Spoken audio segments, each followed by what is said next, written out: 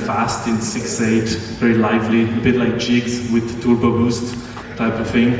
But what a lot of people don't know is that tarantellas over the centuries have been used for healing the bite of a spider.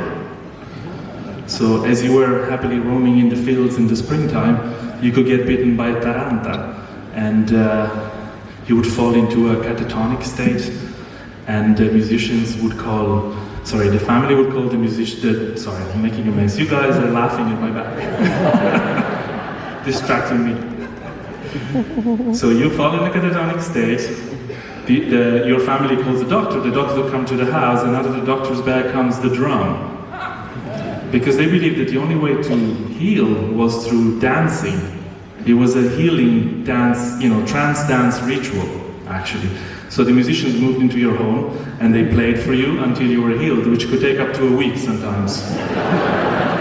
They say the average is 3-4 days, but a week is still observed. Now, this has been happening for like centuries and centuries. We have descriptions of this from the from the Greco-Roman times, from the Middle Ages, from the later 17th century and stuff like that. Last time it was observed, still happening, was in the 1960s. And interesting thing is that the Catholic Church, they didn't like it one bit. So they tried to get rid of it, as they do, but they didn't really manage, as they do. So in the end, they took it over, as they do.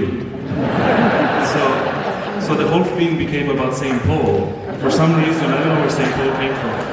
St. Paul once, in one episode of, the Gospels, kills a snake, right? They didn't get the animal right. This was a snake, there was a spider. But anyway, St. Paul became the protector of the tarantati, So when he was last observed in the 1960s, he had become a little bit more of like, you dance, and you're healed, and you go, thank you, St. Paul, for giving me the grace, and here is some generous offer to the church. Anyway, so, blah, blah, blah. So Rhiannon accepted the challenge of learning a Pizzica and Apulian dialect, doing a great job. It's a very different language than Italian.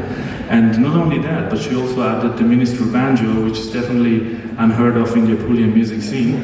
So, this is a version of Pizzica di San Vito. Pizzica means to bite. And, feel free to trance dance.